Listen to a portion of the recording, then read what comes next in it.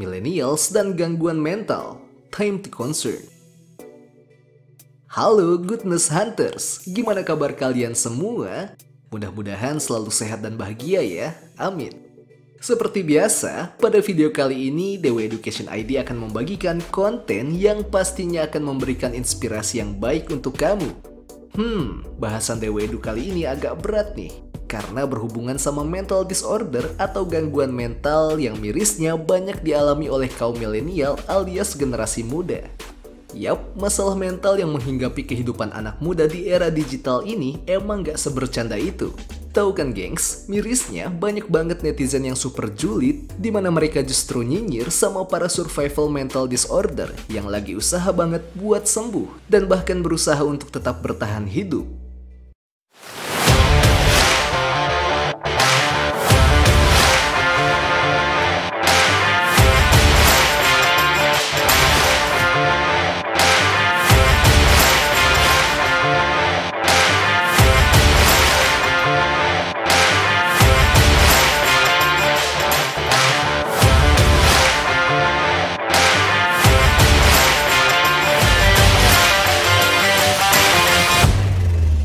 Mirisnya, para pejuang kesehatan mental ini justru dihakimi dan dicap kurang bersyukur, cari sensasi atau kurang iman, alih-alih dikasih support.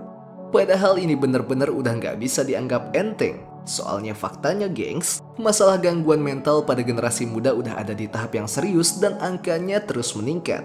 Dan cukup banyak dari mereka yang akhirnya memutuskan untuk mengakhiri hidup mereka.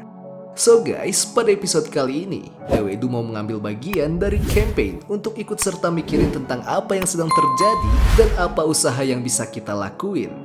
Buat kamu yang mendapati kasus gangguan mental yang menyerang orang di sekitar kamu, yuk simak video ini biar kamu bisa memahami apa yang mereka rasakan dan apa yang mungkin bisa kamu lakukan. Dan buat kamu yang sedang mengalami gangguan mental, it's okay, gak apa-apa. Dewa Edu ngerti kok. It's okay to not be okay. Simak video ini sampai selesai dan mudah-mudahan video kali ini bisa sedikit membantu kamu dan bisa balikin senyum kamu lagi. Millennials dan gangguan mental, time to concern. Jujur gengs, keinginan Dewa Edu buat bercanda sirna pas nyiapin materi untuk video kali ini. Karena ternyata masalah gangguan mental yang terjadi sama kaum milenial bukan suatu hal yang pantas buat dibercandain atau dibahas sambil hahaha. Gimana enggak, berdasarkan survei World Health Organization atau WHO, sebanyak 10-20% anak dan remaja di seluruh dunia mengalami gangguan secara psikis. Bahkan mirisnya lagi, penyakit kejiwaan ditemuin banyak yang dialami sama remaja yang berusia di bawah 14 tahun. Menurut data, 5-15% remaja berusia 12-18 tahun punya kecenderungan buat ngelakuin percobaan bunuh diri. Dan ini tersebar di negara-negara maju dan berkembang, termasuk Indonesia. Bayangin gengs, di usia semuda itu dan udah punya penyakit mental. Di Indonesia sendiri, pada Oktober 2022 lalu, diadakan survei yang dinamakan Indonesia National Adolescent Mental Health Survey. Ini adalah survei kesehatan mental nasional pertama yang mengukur angka kejadian gangguan mental pada remaja 10-17 tahun di Indonesia. Hasilnya bukan main-main gengs, karena survei menunjukkan bahwa 1 dari 3 remaja Indonesia memiliki masalah kesehatan mental. Sementara 1 dari 20 remaja Indonesia memiliki gangguan mental dalam 12 bulan terakhir. Bikin shock nggak tuh? Tapi mirisnya gengs, meski udah darurat banget, di Indo, mental health issue masih kurang diperhatiin dan justru dianggap sepele oleh masyarakat. Anak-anak ABG yang ngeluh punya masalah atau merasa depresi malah dapat tanggapan negatif dari orang tua dan orang sekitar. Bahkan ada yang menganggap itu hal biasa dan akhirnya nggak sedikit dari anak-anak muda ini yang akhirnya give up dan menyerah untuk melanjutkan hidup di dunia karena merasa sendirian dan nggak ada alasan untuk survive. Setelah itu terjadi, barulah orang tua menyesal karena mengabaikan keluhan anak mereka. Dan sayangnya, penyesalan itu udah nggak berarti dan nggak bisa mengembalikan nyawa seseorang kan? Padahal jelas banget kasus bunuh diri akibat gangguan mental bener-bener banyak. Bahkan dari data WHO 2014, bunuh diri menjadi penyebab kematian nomor 2 bagi remaja dan young adult. Setiap tahunnya sekitar 800.000 orang meninggal karena bunuh diri. Dan beberapa tahun belakang, kasus ini meningkat pada generasi milenial, khususnya pada perempuan. So, haruskah kita masih cuek dan menganggap topik ini remeh? Mestinya enggak ya, gengs. Penyebab mental disorder pada generasi milenial. Sebelum ngejabarin apa aja penyebab mental disorder di kalangan milenial, Dewa Edu mau kasih tahu dulu sama kalian. Ketahanan mental tiap orang beda ya, gengs. Dan kalian gak bisa menyamakan kekuatan mental kamu sama siapapun itu. Hal yang bagi kamu biasa bisa jadi menyakitkan buat orang lain. Dan stop buat bilang, cuma gitu aja. Pada penderita penyakit mental, gak ada yang namanya cuma. Dan sejatinya, kita nggak pernah tahu apa yang orang lain rasakan dan seberapa berat beban yang doi pikul. Kalau nggak bisa berempati, better diem dan jangan nambah beban orang lain. Setuju ya? So gengs, sekarang Dewa Edu mau ngasih insight apa aja yang jadi penyebab dari gangguan mental pada milenial. So check this out. 1. Perundungan. Pergaulan di zaman sekarang emang kadang bikin gemes banget. Seolah perundungan atau bully itu udah jadi kebiasaan dan hal lumrah dalam pergaulan. Di sekolah, di lingkungan rumah, di kantor, bully makin marak terjadi. Mulai dari body shaming, menghina, dan bahkan ngelakuin kekerasan fisik sering dilakuin sama pelaku bully.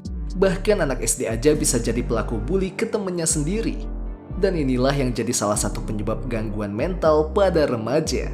Pembulian yang dilakukan teman dan secara terus-menerus, bahkan tanpa si pelaku sadar udah ngerusak mental korban. Akibatnya, korban bully jadi punya gangguan kecemasan, insecure, paranoid, dan masih banyak lagi. 2. Tekanan di bidang akademik. Orang tua entah sadar atau enggak, suka naruh ekspektasi berlebihan ke anak mereka. Sang anak yang harusnya sekolah dengan hati yang tentram, terus bisa main sama teman-teman, dituntut buat sempurna. Harus jadi juara kelas atau harus punya nilai bagus, sampai dipaksa buat belajar terlalu keras, yang akhirnya bikin si anak depresi. Dan ngerasa nggak berharga lagi, bahkan si anak akan ngerasa berharga hanya kalau dia dapat juara atau nilai bagus. Dan perasaan inilah yang akan menggerogoti kesehatan mental anak tersebut. 3. Trauma. Masalah trauma emang sulit buat disembuhin walau kejadiannya mungkin udah lama banget, bahkan belasan tahun misalnya. Kejadian yang pahit di masa kecil banyak mencetuskan penyakit mental saat seseorang menjadi dewasa. Misalnya seseorang yang saat kecilnya pernah mengalami pelecehan khususnya seksual, sering lihat ortu berantem, atau bahkan sering jadi korban kekerasan lebih berpotensi buat mengalami gangguan mental di masa yang akan datang. Misalnya saat ia remaja dan bahkan bisa jadi seumur hidup. 4. Pelecehan seksual. Bukan cuma yang terjadi di masa kecil aja, seorang remaja yang mengalami pelecehan seksual atau bahkan yang parahnya ngalamin pemerkosaan, sebagian besar bakal ngalamin depresi parah yang berkelanjutan. Bahkan pelecehan seksual ini bisa bikin seseorang trauma berat dan akhirnya nggak mau nikah dan menarik diri dari lingkungan. 5. Lingkungan. Lingkungan itu emang bisa bawa pengaruh pada kepribadian dan psikis kita.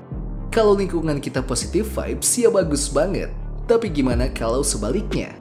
Berada di lingkungan yang toksik, entah itu lingkungan keluarga atau pertemanan, benar-benar bisa merusak mental seseorang. Yang tadinya seorang remaja itu cheerful dan normal tanpa ada masalah mental, bisa banget jadi punya gangguan mental karena orang-orang toksik di sekitar dia. 6. Masalah asmara. Masalah mental juga bisa tercetus karena masalah asmara.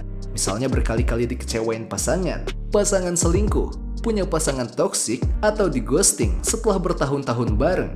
Semua itu bisa banget buat merusak mental seseorang. 7. Media sosial. Toksik itu bukan cuma ada di dunia nyata aja, gengs. Karena di media sosial juga banyak banget toksiknya.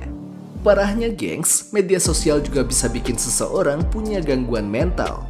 Entah dari komentar julid netizen yang maha tahu dan paling bijaksana dalam ngurusin hidup orang sampai postingan yang unfaedah.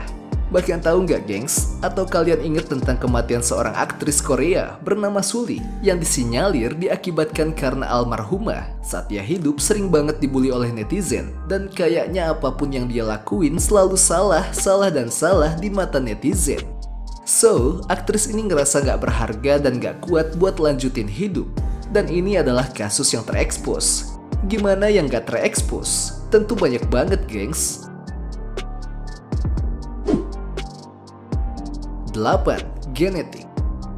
Selain faktor yang memang bisa terjadi di sepanjang kehidupan seseorang, masalah mental juga bisa terjadi karena faktor genetik atau bisa juga disebabkan memang doi sejatinya punya gangguan mental secara alami.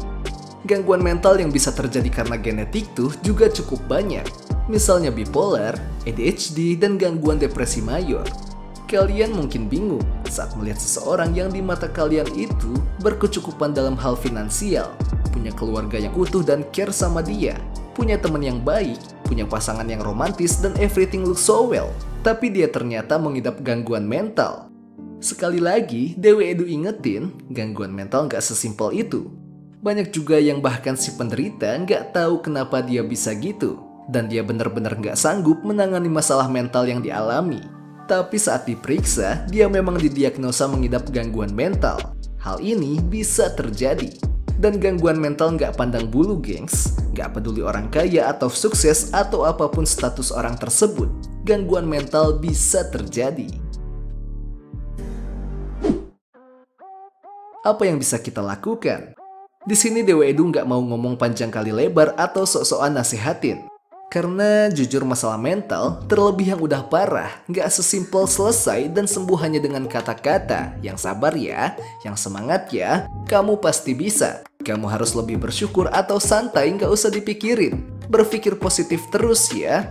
Bagus sih niatan kamu untuk kasih semangat. Tapi untuk seseorang yang emang udah terdiagnosis punya gangguan mental, apa yang kamu lakuin jatuhnya jadi toxic positivity. Dan banyak banget pengidap gangguan mental yang nggak butuh hal itu. Bagi mereka cuma butuh orang yang bisa nerima mereka apa adanya dan minimal diem saat mereka kambuh. Misalnya pas mereka marah-marah dan perlakukan mereka as normal person. Itu udah cukup dan bahkan bikin mereka ngerasa lebih baik. Dan sure, semua pemilik gangguan mental nggak ada satupun yang mau ngerasain apa yang mereka rasain. Tapi itu seringnya terjadi di luar kendali mereka. Seperti gangguan bipolar, apa mereka nggak pengen hidup normal? Pengen banget. Apa mereka nggak berjuang buat sembuh? Setiap hari. So, buat kamu yang anggap para penderita gangguan mental yang masih muda dengan sebutan lebay atau gimmick dan cari sensasi, please stop. Terus apa yang bisa kita lakuin? Kalau di sekitar kamu, entah teman atau keluarga yang udah nunjukin indikasi punya masalah mental, yes, kamu harus support dan banyak-banyakin temenin dan jadi pendengar yang baik. Ingat ya, support. Jangan pernah menghujani mereka dengan nasihat tapi kayak menggurui. Temenin mereka dan berinteraksilah senormal mungkin. Hal ini penting bagi mereka karena seorang pengidap gangguan mental biasanya merasa kesepian, sendirian, merasa nggak ada yang menerima dia seutuhnya, dan menyalahkan diri sendiri karena kondisi yang dialami. Kuncinya adalah empati. Jangan menghakimi, jadi pendengar yang baik. Selalu ada buat mereka. Perlakukan mereka secara normal dan bantu buat cari pengobatan ke tenaga profesional seperti psikiater. Dan please, siapapun kalian yang suka gunain jari untuk komen di medsos, please sadar bahwa bahkan komen kalian bisa menyakiti orang lain. Sometimes, penderita gangguan mental suka share masalah mereka di medsos. Kalau kamu sekiranya takut salah komen, lebih baik nggak komen sama sekali. Sementara buat kamu yang menyadari bahwa kamu punya masalah mental, it's okay. Kamu nggak salah kok. Semua orang bisa mengalami kondisi yang kamu derita. Yuk, cerita ke orang terdekat kamu. Cerita apapun yang kamu rasain dan segera cari bantuan psikiater. Dan jika kamu nggak punya siapa-siapa buat sharing, nggak perlu pikir panjang. Yuk, cari bantuan psikiater dan kita sama-sama usaha buat balikin senyum kamu lagi.